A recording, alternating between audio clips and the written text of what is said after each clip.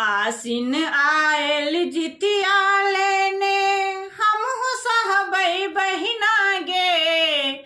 आसिन आयल जितिया लेने हमहु सहबै बहिना गे। धिया पुता के रक्षा करथिन स्वयं बीजित बाहन गे।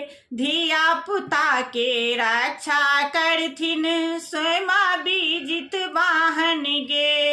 हुनक कृपा सो रहत चिरायु कही रहले से आत्मा गे। हुनक कृपा सो रहत चिरायु कही रहले से आत्मा गे। अन्न धन लक्ष्मी संग हियती भरल पुरल मोर अंगना गे। अन्न धन लक्ष्मी संग हियती भरल पुरल मोर अंगना गे।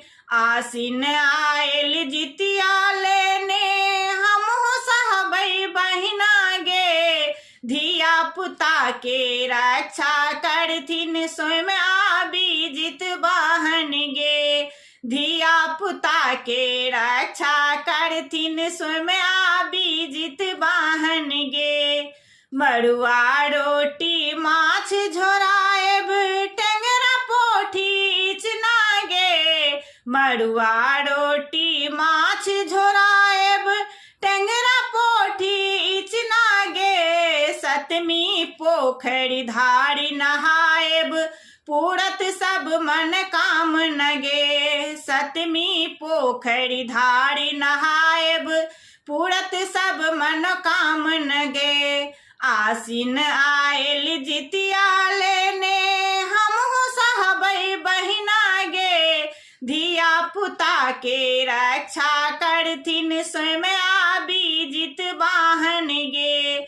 धिया पुता के रक्षा करथिन स्वयं बीजित बाहन गे।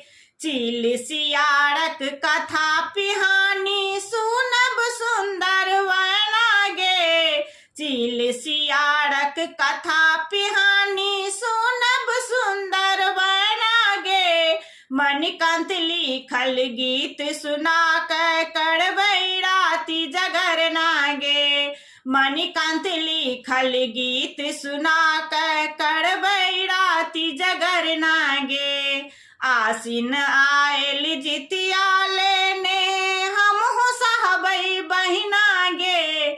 धिया पुता के रक्षा करथिन स्वयं बीजित बाहन गे।